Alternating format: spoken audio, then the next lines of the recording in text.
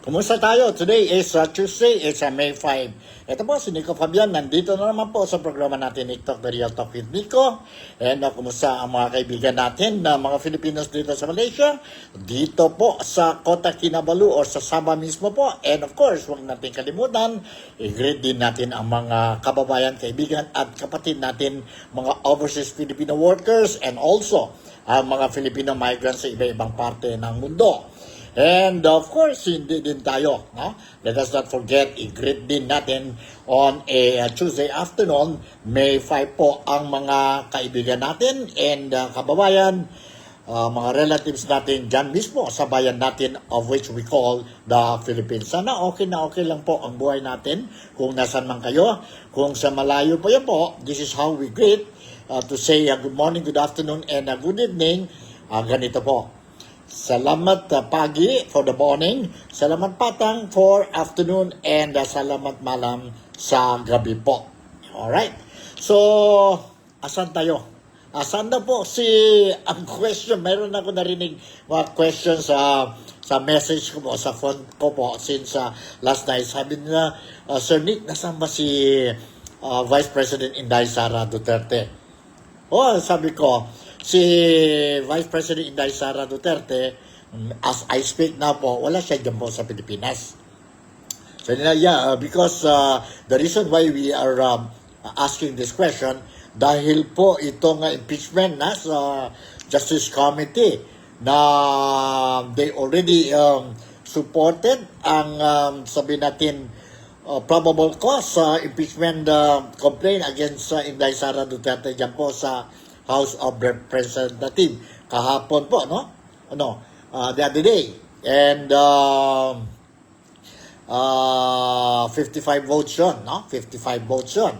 So, they need another 51 para to get the required number of votes during the plenary voting, no? That most likely will be held sa May 11 po, no? To impeach kung ma-impeach talaga sila po, officially impeach si Inday Sara Duterte. And once they will get that required 1/3 out of the 318 congressmen po, that is 106, now they will transmit ang impeachment article dyan po sa Senado and for the Senate to convene ang sabihin natin na impeachment trial of Inday Sara Duterte. And most likely din po, kung sakali, forthwith yan po, as what si Senate President was saying, ang definition niya ng forthwith, si Senate President Tito Soto was saying, when he defines forthwith, it means immediately po. So kung sakali, they will receive ang transmission from the House of Representatives, ang plenary, ang impeachment article of Inday Sara Duterte on the 4th, on the 11 man yun, no? Ang votation mag-Friday, kung sa 12 na po or sa 13, then immediately they will act on it. So most likely, ang start ng full-blown impeachment trial, kung sakali matuloy talaga po, will be somewhere first week or second week of June. That's ang estimate natin po, no? Estimate ng mga tao. And estimate din yan po ng mga congressmen, likewise ang mga senador natin po, kung sakali tuloy ang full-blown impeachment trial of Inday Sara Duterte. Inday Sara Duterte. But meron tayo dito mga video clips that I'm going to share with you. And this mga comments, mga reactions ng mga politicians natin dyan po sa Pilipinas regarding itong impeachment trial of Inday Sara Duterte kung sakali matuloy ito po. But in the meantime, as I would like to answer the questions of my fellow kababayan dito po sa Malaysia, particularly dito po sa Sabah, very specific dito po sa Kota Kinabalu. Again, I would like to inform all of you, likewise ang mga followers natin dito sa TikTok, The Real Talk with Nico, si Vice President Inday Sara Duterte, despite of this impeachment, huwa-huwa po, si Inday Sara Duterte nasa The Hague po. She went and visit her father. Ha? If you remember na mayroon siyang hearing the other day, tungkol sa jurisdiction mo, and it was not granted. And si Inday Sara Duterte, she went, mayroon na siyang go signal from, sabihin natin, from the government, from President Ferdinand Marcos to leave the country. Kaya nga po, diretso siya nagtuloy sa The Hague or sa Netherlands to visit her father and look, find out kung how is the situation of Tatay Digong or former President Rodrigo Roa Duterte. Good news po, sabi ni Inday Sara Duterte, si Tatay Digong is in good health and it means he's healthy and he's okay. No? He's healthy and okay. Nandito po, I'm going to share with you ang video clip ni Inday Sara, or Vice President Inday Sara Duterte when she visited si Tatay Digong yesterday. Yesterday ba yun, no? Yesterday. So, and he was met and interviewed by some Filipinos dyan mismo po sa The Hague when she left the detention center po. So, let's watch and listen to this po. Hold on, nandito. Let's watch and listen. And at least you will hear direct from Inday Sara Duterte, our Vice President.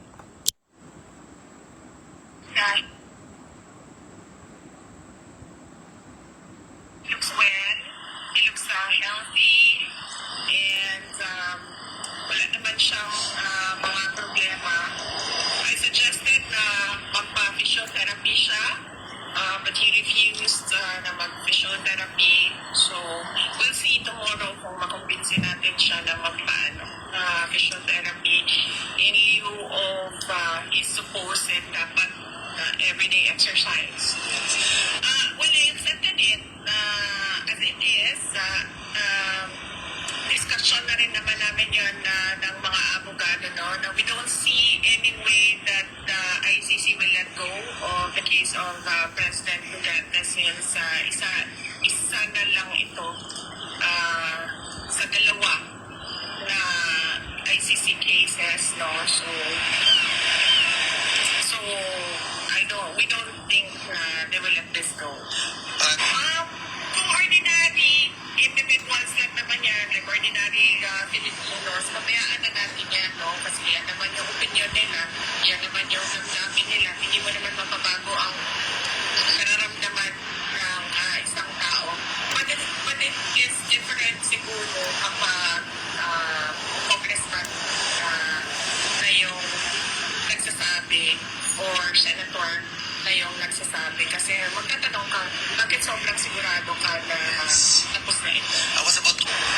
Well, hindi ako makakomment sa kanya mga nalalaman kasi hindi ko alam kung ano yung anak niya.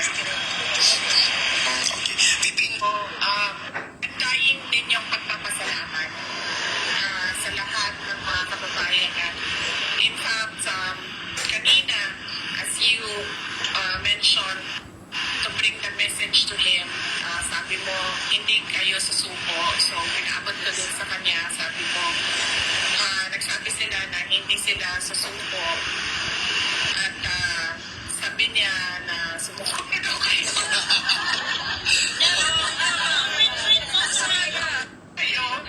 Hindi ko alam kung joke yun or hindi. But, we're 12 miles away from him. For PRD, I would take it as a joke. And of course, ako personally, yung lakas ko lang talaga galing talaga sa mga tao. Sa totoo lang, iniwan na siguro ako lahat ng mga kaibigan ko na politiko, pero hindi ako iniwan ng mga outside. So that's what I said. But we are here for you, no matter what.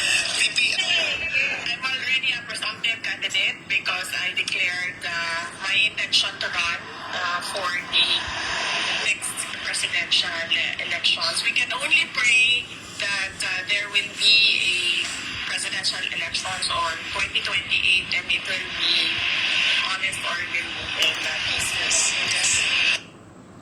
Alright, yun po, narinig natin si Vice President Inday Sara Duterte dyan po sa The Hague po. No? Nandyan siya ngayon sa The Hague, visiting ang tatay niya po, si Tatay Digong.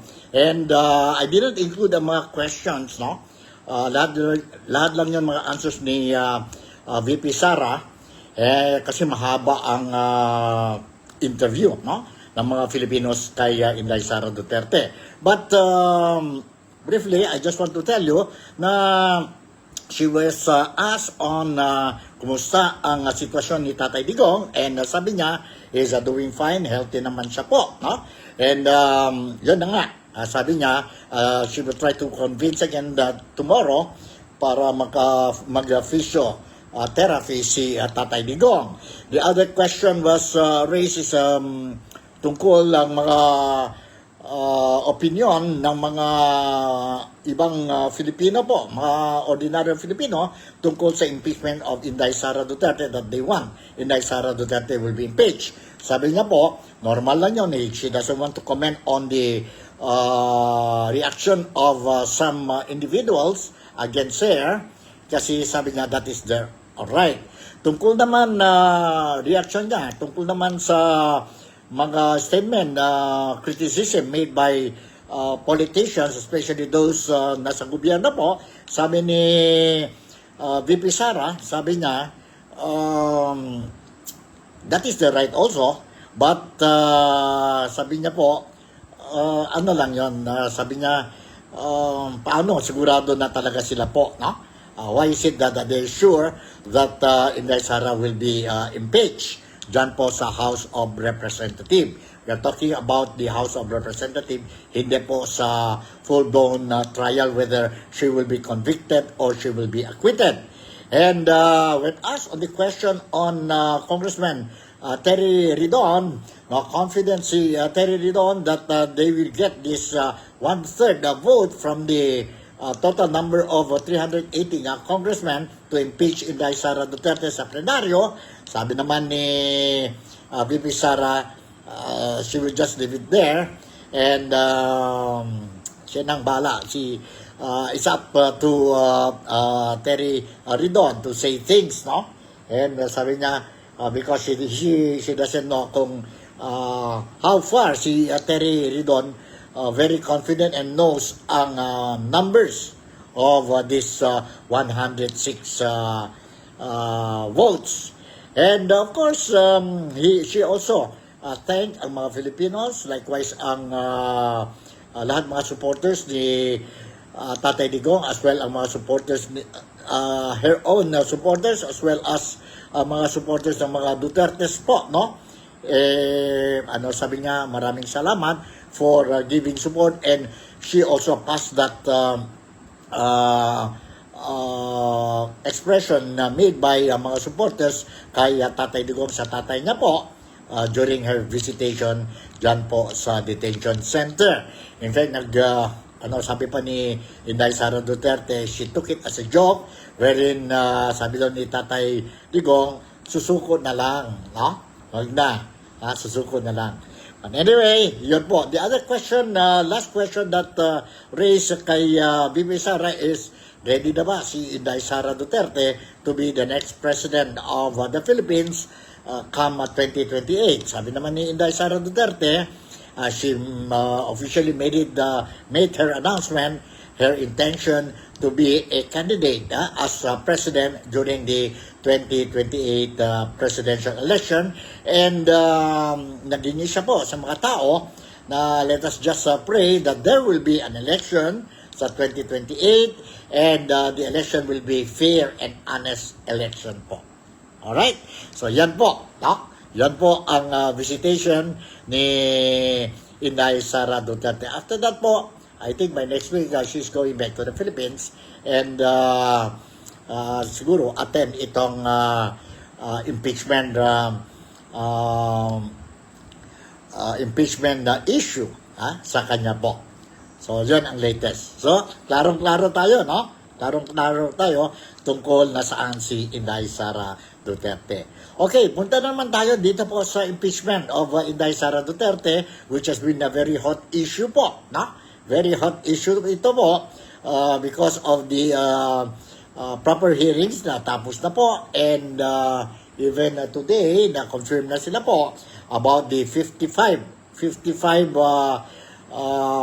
members of the Justice Committee who supported that there is a probable cause sa impeachment complaint of kay Inday Sara Duterte. And most likely by May 11, by Monday, we are looking forward, or we will be able to see kung ang plenary will vote. No? Vote na sila po sa impeachment of Inday Sara Duterte, of which they need 106 votes po, or one-third of the total 318 votes. Para sa akin, if you ask me po, and I told this to my friends dito po sa Sabah, when I received calls and when I met them the other day, sabi ko, I'm very confident po that the impeachment, that the number of 106, pwede po, they will be able to get it po. No? They will get it, ang House, ang plenary, ang House of Representatives. Obvious na obvious po. In fact, I really want to see, kung gano'n man, I really want to see ang full-blown impeachment trial of Inday Sara Duterte para malaman na natin po, no? Kung who is telling the truth po, itong mga witnesses, resource person ng presented during the proper or hearing proper of the Justice Committee po, no? Ang credibility, ang ng mga resource person and witnesses po, at saka ano nangyari sa mga dokumento presented during the Justice Committee hearing. In fact, no less than si Inday Sara Duterte, she herself was saying, the reason why she did not attend any of the hearings dyan po sa Justice Committee po, because she believes that this is not the right forum for her to give her side. Gusto niya po, sabi niya, bloodbath, dito tayo sa Senado. Kung sakali, mayroon talaga po matuloy ang impeachment trial of Inday Sara Duterte. Ang dami mga haka-haka, dami mga versions po. Some are saying na hindi matuloy ang impeachment trial ni Inday Sara Duterte. Some are saying matuloy yan po. And the other thing is that some are saying, maski matuloy yun ang impeachment trial of Inday Sara Duterte, sa bandang huli, whether she will be convicted or she will be acquitted po are two different things po. And karamihan ng mga ordinaryong Filipino po, they said na she will be acquitted po. No? She will be acquitted. Kasi if you look at the numbers, na mahirap yun po makuha out of the 24 senators, mahirap yun makuha ng 16 votes to convict Inday Sara Duterte. So far on the forecast, mga haka-haka po, so far the way we look at it, and based on the information sa social media, and some forecasts are made by the legit media outlets dyan po sa Pilipinas, mayroon po tayo, 4 yata yun po, no? Mention, senador po, na most likely will go for the to convict Inday Sara Duterte. Sino-sino yan po? They said, daw lang ito po, no? Posible lang ito. They said si Senate President Tito Soto. They said si Senator Ping Lacson. They said si Risa Ontiveros, and of course, ang partner ni Risa Ontiveros po palagi, si Senator Kiko Pangilinan. The rest po, we don't know po ano ang stand nila, but a lot of people were saying mahirap makuha yon 16 votes to convict Inday Sara Duterte. Mayroon ngayon na opposition, 9 na sila po, no? 9 na sila. And tingnan natin. Anyway, mga forecast lang ito po, mga haka-haka lang ito po. So, let me share with you ngayon ang mga reaction, mga comments made by our politicians dyan po sa Pilipinas tungkol sa impeachment of Inday Sara Duterte. To start with, I prepared several video clips, and to start with, let me share with you po ang video clip of Senator Amy Marcos on the issue. Nandito po. Let's watch and listen to this. Alright, nandito. Okay. Impeachment, may boto ba? Ako, ang impeachment, sa palagay ko, to get 1/3 of the vote in the House, 106, is probably a given. That's not so complicated. It certainly puts the Visayas and Mindanao congressman in a bind. Hirap talaga sila. I enjoy them. Total, malalakas naman ang mga Cebu congressman, malalakas naman, may teritoryo naman at mga constituencies ang mga Mindanao congressman. We will, like we will in the Senate, vote in conscience. Conscience vote na lang. Kasi may teritoryo naman kayo, mananalo naman. Nakakatakot lang. Dati, FLR, itetenga lahat ng project. Diba? That's always the problem. Since 2023, wala nang release pag oposisyon ka. So, takot sila dun sa FLR. Always three little letters. FLR. Una. So, wala kang project. You cannot bring home the bacon to your district. So, magagalit yung tao sa'yo. Wala kang matulong. Tapos, the other three little letters is OMB. Kakasuhan ka. Ombudsman. Yun, mas nakakatakot. Kaya, naawa nga ako sa mga congressman, especially in Visayas and Mindanao. Hirap talaga. Alright, yun, narinig natin si Senator Amy Marcos. And this time around, let me share with you ang reaction na coming from Congressman Terry Ridon. Terry Ridon po, nandito. Let's watch and listen ang statement ni Terry Ridon. Okay, nandito po. Alright, sandali. Terry Ridon. Expecting the Vice President to be impeached next week. So yung 106 is all but certain. It's just a question of how many more votes we will get. And yung ina-expect ko namin, at the very best, mapantayin ko yung 215 votes in last year's impeachment. The worst case, It's not the worst case because the Vice President will be impeached. It is certain. By next week, we will get the votes to impeach the Vice President. Yes, Ruth, unanimous o nagkakaisa nga itong 55 mga miyembro ng House Justice Committee na aprubahan itong committee report, resolution at articles of impeachment ni Vice President Sara Duterte. Nakitaan po ng komite na sapat yung mga ebidensya na nag-commit si VP Sara ng culpable violation of the Constitution, betrayal of public trust, bribery, graft and corruption, and other high crimes. Dahil ito sa umunoy hindi maipaliwanag na yaman, maling paggamit ng confidential funds, bribery at pagbabanta sa buhay ni na Pangulong Bongbong Marcos, asawang si First Lady Liza at dating House Speaker Martin Romualdez. Kung hindi ngayong hapon, bukas inaasahang maisasama na ito sa order of business sa plenaryo at isasalang sa deliberasyon. Bago naman ang naging botohan, maanghang ang opening statement ni Chairperson Jervil Luisto. Narito po yung kanyang pahayag. Kapag ang sinumpaang dokumento ay nagsabing zero cash, pero ang official report ay nagpapakita ng bilyon-bilyong transaksyon, saan tayo maniniwala? Kapag may kailangang ipaliwanag, huwag tayong titigil hanggat lumabas ang katotohanan. If the Vice President is guilty, let the truth. Alright, yon narinig natin po. Kayo, what do you think? Yan na. Kumpiyansa talaga si Congressman Terry Ridon that Inday Sara Duterte will be impeached dyan po sa House of Representatives next week po. No? Kayang-kaya nila yon 106. Given na siguro yon po. Para sa akin, just like si Senator Amy Marcos was saying, given na yon 106 po. Hindi yung complicated. But, tingnan natin pagdating sa Senado.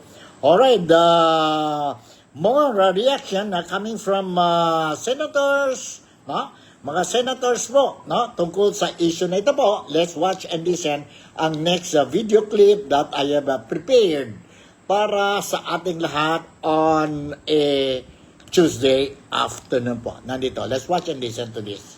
May ganun pa ba? Alright. Nandito po.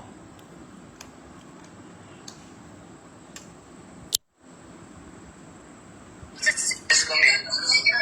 Ang sabi ni SP, maglalagay siya ng tagapagsalita. Kung gusto niya ng mabilisan, kanya na yun. Diba? Kung gusto niya talaga ng... Kasi decision na Supreme Court yan, diba? Na sinasabi, tama naman yung ginawa ni SPCC. Siguro, decision kasi ni SPCC. Ngayon, kung ano man ang decision ni SP Soto, tama din siguro. Sir, hindi mo kayo mag-o-oppose kung sakali Wala akong, hindi yun ng napakaliit na bagay nun para lumupos. no opposition coming from the minority if ever umakyat ang impeachment dito? Kapag-usapan nyo yan, sir, sa minority, wala mag-o-oppose? Di ba ang papel naman ng minority to oppose? Hindi lang impeachment. Lahat ng bagay dito, ang trabaho namin ay i-oppose. So, So sana huwag kami pagbintangan. Kapag kami ay nag-oppose, huwag kaming sabihan na kami ay bias. Trabaho po ng minority yon. Yan po ang parliamentary procedure na dapat naming sundin. Yan po ang sinasabi ng demokrasya. So, you will oppose the convening of the impeachment court? Eh, natural lang yun. Natural na yun. Eh, yun ang parliamentaryong kayo naman, tagal yun na dito. Basta minority yan ang papel. You're just doing your job, Conti. You're just doing your job. Yes. Sir, isa na lang. Sir, sabi niyo dati, pag nagka-impeachment, gusto niyo ang SP pro Sara. May ganun pa ba? Is it still what you feel right now? Eh, siyempre, yun ang mga political naman. Hindi naman yun pagiging senador. Political yun. Eh, siyempre, wala tayo eh. Wala kami. Diba? So, wala. Ang katotohanan ng SP ay si SP Soto. So, ang gagawin namin? Walang usapan ni Kuko siya. Hindi man ako sumasali sa ko. Bata-bata ko pa. Bago lang ako dito sa Senado. Okay. Sir? Eh, sundin natin ang Constitution. Ganun kasimple ang usapan. Yes, sir. Which is to convene. And conduct our... Once we receive the articles of impeachment, we must convene as an impeachment court. That is part of our work. That is part of our job as Senate. Oo. Eh, sundin natin ang Constitution. Ganun kasimple ang usapan. Yes, sir. Preparing lang dun sa possible na pag-akyat ng impeachment case ni VP Sara. How are you preparing lang, sir? Magaling na tayo dyan. With the impeachment trial of Justice Napag-usapan niyo pong minority yun, yung possible na pag-akyat ng... Kaya nag-meeting kami kasi yung Senate yung body ng paper. Sir, sabi ni Sir Robin, may possibility na harangin daw ng taga-minority yung pag-convene ng impeachment court. May ganun bang napag-usapan? Parang ganun. So if umakyat, sir, if umakyat yung articles of impeachment, walang problema sa inyo if pag-convene ng impeachment court. Yeah, follow the Constitution. Yung apelitin po kay SP, sabi po ni SP, kapag daw umakyat yung articles, the following day, magpo-convene ng impeachment court. Possible, but of course, madali pa nasa ako sa both parties, the defense and Bago yung trial.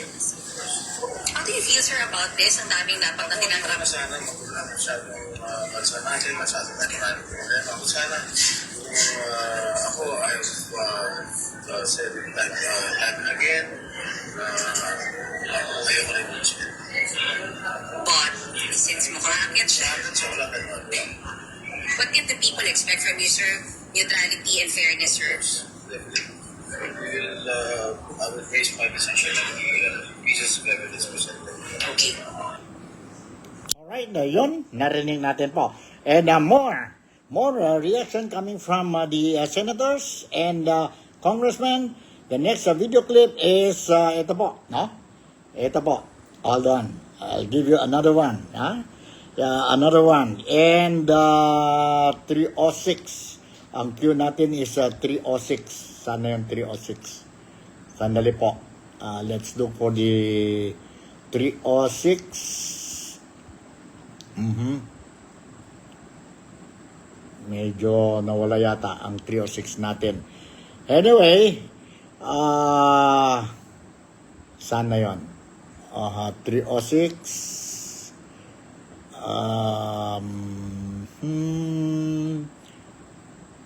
Nandito po. Let's watch and listen to this po. Okay.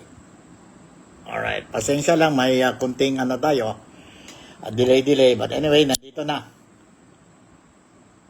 Ni Senator Erwin Tulfo na may naririnig na banta ng kudeta sa liderato ng Senado sa muling pagbubukas ng sesyon nitong Lunes. Kaugnay ito sa impeachment complaint laban kay Vice President Sara Duterte. May kaugnayan kaya rito ang Duterte Senate Bloc o sina Senator Robin Padilla, Senator Bato de la Rosa, Senator Bongo, Senator Rodante Marcoleta at Senator Amy Marcos. I don't think so. I think they cannot muster enough votes for that. Kung natin unahin natin sa sarili, ang ating mga partido, yung interest ng mga yan, at yung interest ng tao yun.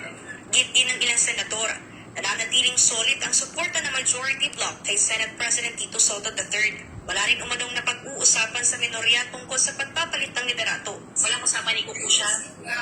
Hindi man ako sumasali sa kung bata-bata ko pa. Lagi lang ako dito sa Senado. Samantalang nilinaw pa ng minorya na wala rin silang plano na harangin ang impeachment process. Hindi kami napag-usap, but we will have the meeting this week. We'll follow all the rules and the procedures, di ba? Yung guided naman kami lahat dahil maraming mga abogado sa minority. So kung ano yung tama, ano yung rules, anong konstitusyon, anong batas sa sundin namin. Ayon naman silang senador, magiging patas sila sa anumang paglilitis dahil sila rin ang uupo bilang senator judges sakaling umusad ang impeachment case. I will face my decision on the pieces of evidence presented. Pero aminado si Senator Robin Padilla na handa siyang tumutol sa pagkunbi ng Senado kaugnay ng impeachment process. Di ba ang papel naman ng minority to oppose? Hindi lang impeachment. Lahat ng bagay dito.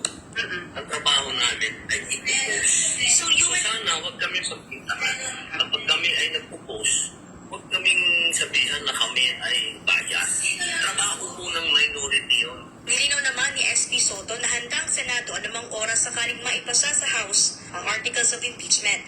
Gate niya, otomatiko ang pagkunbi ng Senado sa oras na maakyat ang reklamo at hindi na ito kailangang pagbotohan. Dagdag pa niya, ang pag-convene ay hindi agad nangangahulugan ng pagsisimula ng trial. We will receive it after a number of days and we will ask the prosecution of the impeached official their response. Diba? And then we go into pre-trial and then the trial proper after everything is all set. So, yun yung sinasabi ng Supreme Court na within reasonable time. Gayunman, ang paglilinaw pa ni Soto, bawang espekulasyon pa lamang ang lahat hanggat walang naihahaing articles of impeachment sa Senado. Samantala sinabi naman ni Senator Amy Marcos na tiyak umano ang pag-akyat ng impeachment sa Senado dahil sa posibilidad ng sapat na boto sa Kamara. Dagdag pa niya, may impormasyon umano na tinatakot ang ilang mambabatas na maring kasuhan sa Office of the Ombudsman kapag hindi bumoto pabor sa impeachment. Ngayon, yung 3 little letters ng OMB, kakasukan daw kayo. Ano ba ito, nananakot? Paghihira naman. Pag hindi sila bumoto sa baba. Balikan ganyan, pag hindi ito sa itaas. Para Alright, and yan po, narinig natin. Another video clip, nandito po. Let's watch and listen to this. Okay? Mayroon pa. Alright, nandito.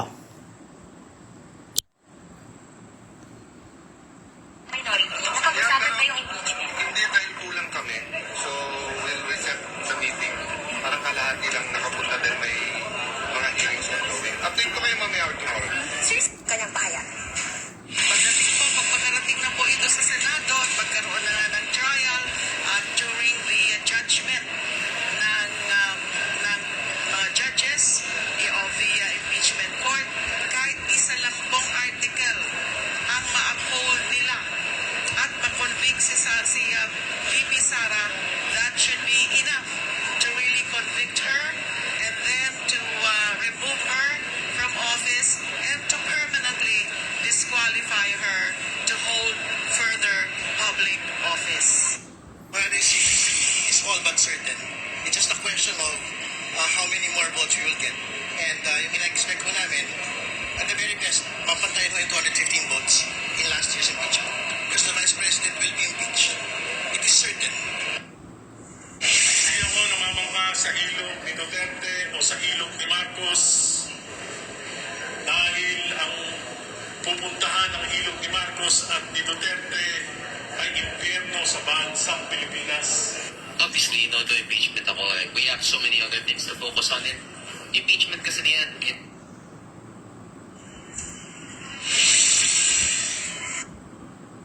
Alright, yun po, narinig natin na, no?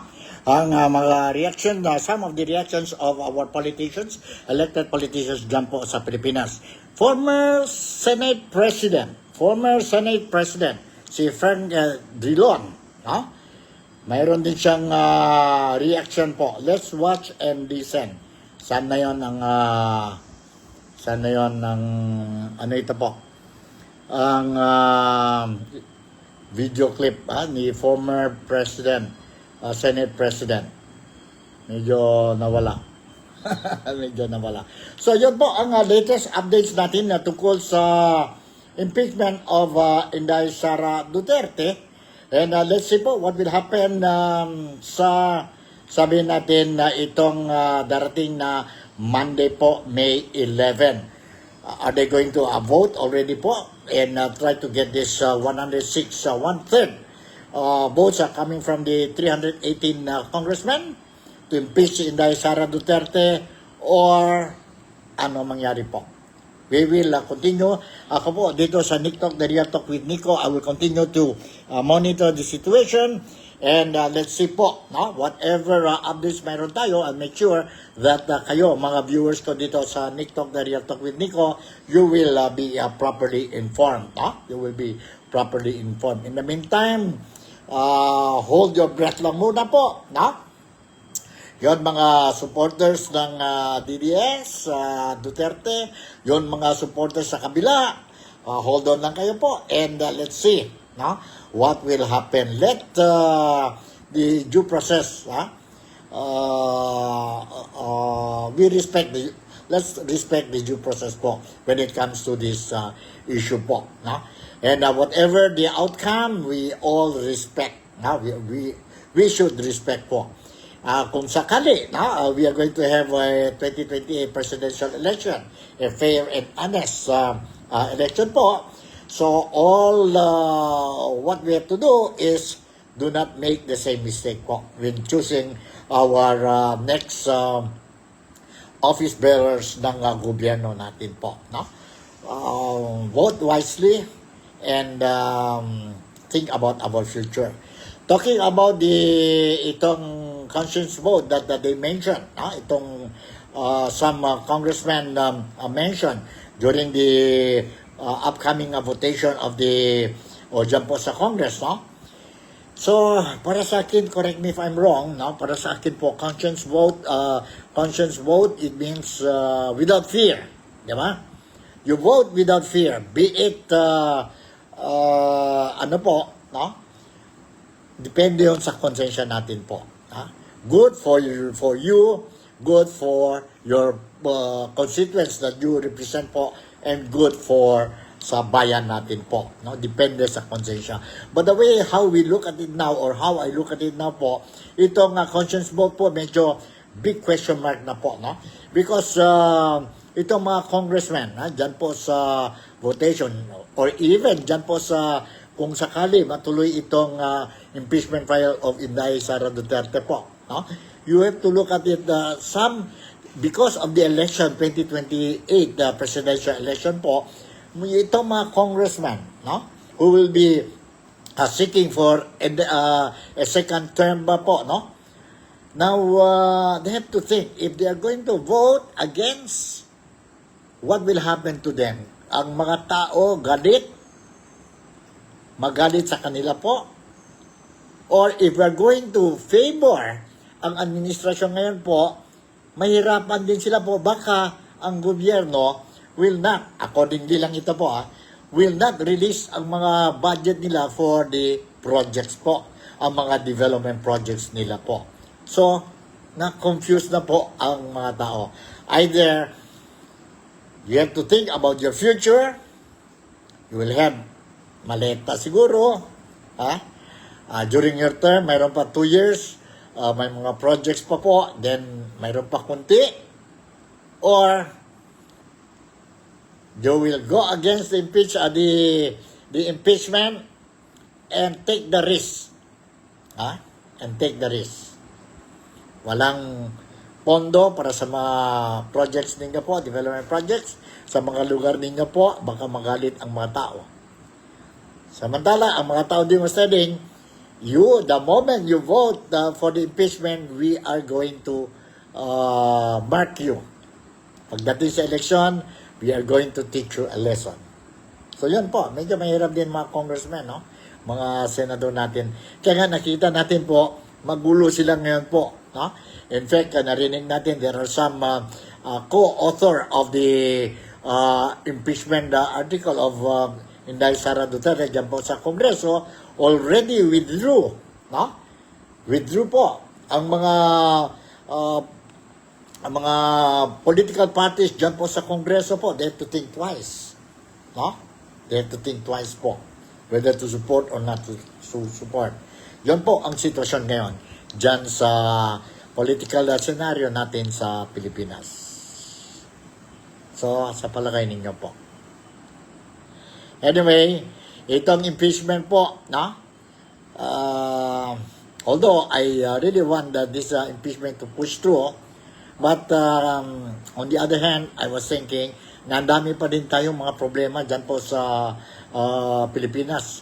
Ang increasing or hiking of prices ng fuel, ng essential goods natin po, no?